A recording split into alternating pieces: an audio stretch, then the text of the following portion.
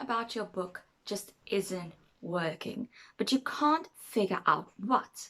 Don't worry, I'm here to help you figure it out and help you to fix it. Hey guys, I'm Marlene, and today's video topic may sound a bit morbid, but hear me out. Sometimes you're in the editing phase or even still drafting and you realize something about this book you're working on just isn't working. Something is missing. Or maybe you like the book, but the first readers are giving you bad feedback and you can't figure out exactly what the problem is. Well, here are 5 suggestions on what that problem could be, and more importantly, how to fix them. So the first problem you might be having is story rather than plot. Now, story is a series of events happening one after the other with no real logical pattern. So it's basically this happened and then that happened and then that happened. Plot, on the other hand, is a sequence of events that occur in a cause and effect manner. So you have A happened because of X, which led to Y. Now, a book requires a plot. Oftentimes, when new story ideas come to us, they come in weird events, random things that happen. You don't have a coherent plotline in your mind. Unfortunately, that doth not a book make. A book needs a plot. You need to have some type of structure to the events that are happening in your novel.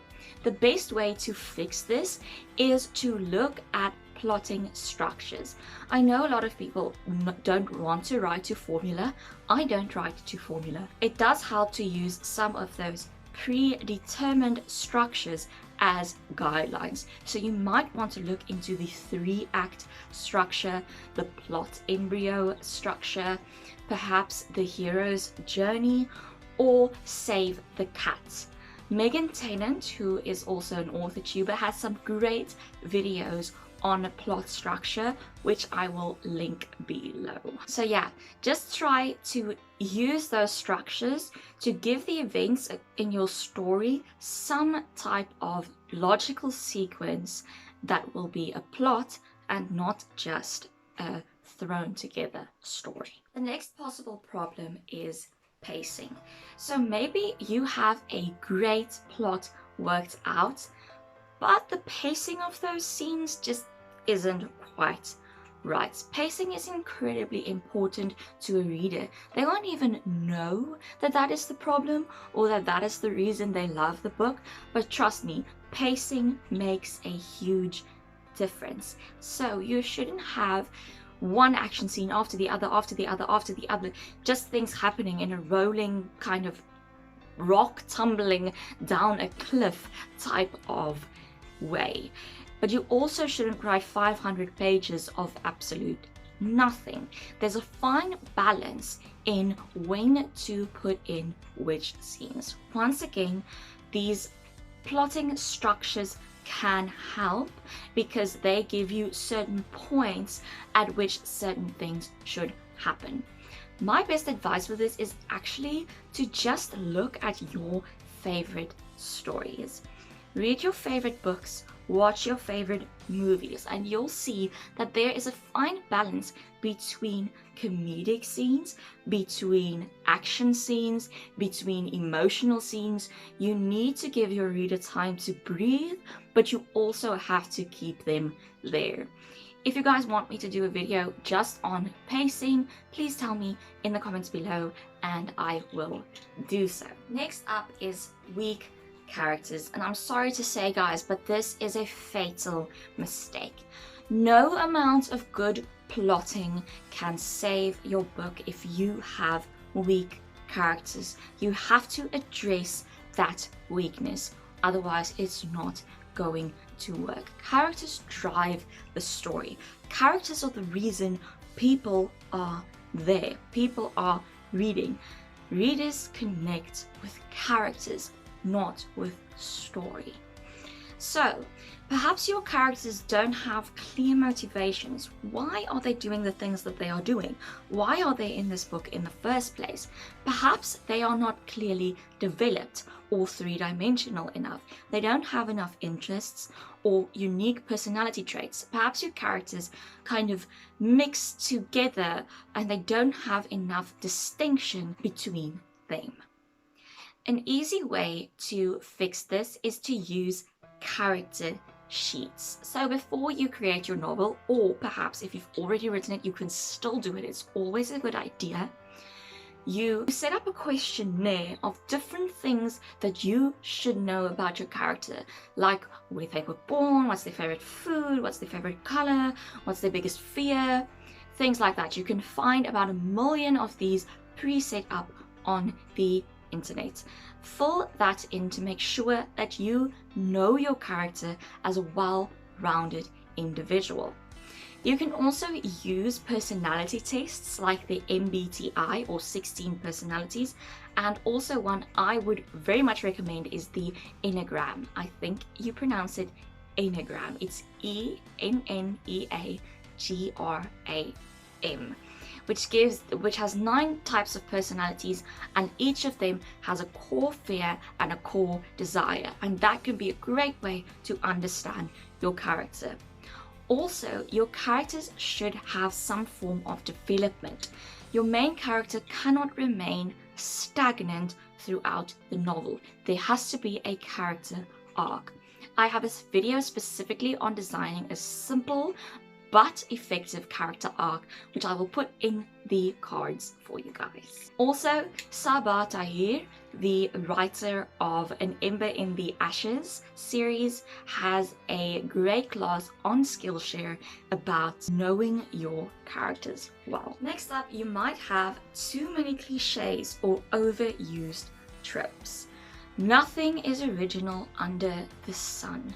Almost everything has been done before, so you don't have to set out to write something that is completely original, but there are certain things that have been done to death, and your readers won't want to keep reading because they think they know how it's going to pan out anyway.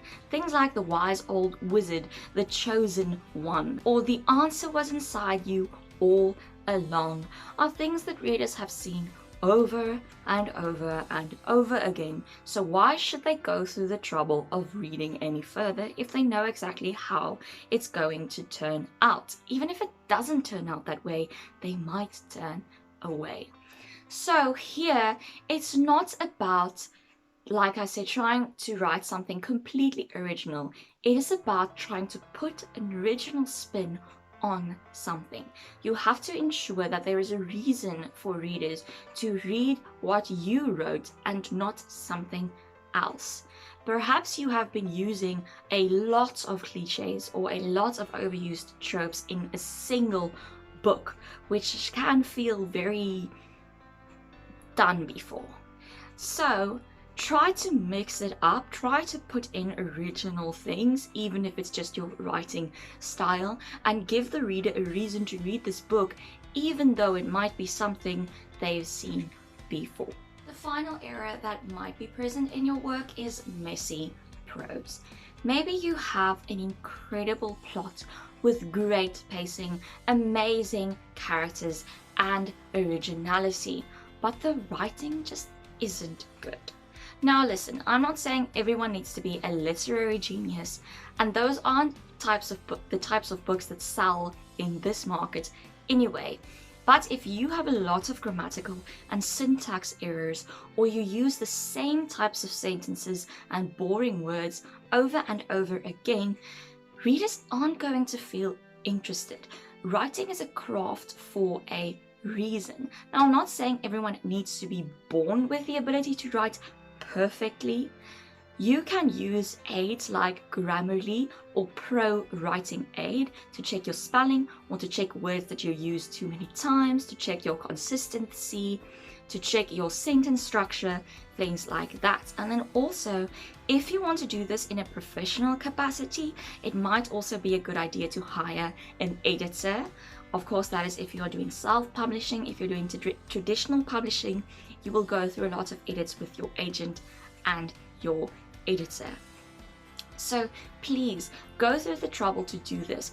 There's no reason for your writing to be dead on arrival if it's something you can fix. Also, be sure to edit your work yourself. You'll be surprised at how many mistakes you make the first time. Before you even start querying agents, you should really go through a rigid editing process. If you know you're not good at grammar or syntax or prose, then get someone to help you. Because trust me, reading bad writing is not a fun experience. So those are my 5 things that might be wrong with your book now. But remember that all of them can be fixed. Your book is never too late to be saved. Of course, it's still up to you whether you want to scrap it and start with something new, but I would really encourage you to try to implement some of these suggestions and see if you can make that book better. Thank you so much for watching. If you liked this video, please be sure to give it a thumbs up. That lets me know that you like this type of content. Also, if you want writing advice videos every single Friday and tons of bonus content, you have to hit that subscribe button. And if you don't want to miss an upload, ring that little bell for an email notification every time I post a video. As always, you can find me on my website, Instagram, Facebook, Tumblr, and Twitter. All the links are listed below, and I will see you guys in next week's video. Bye!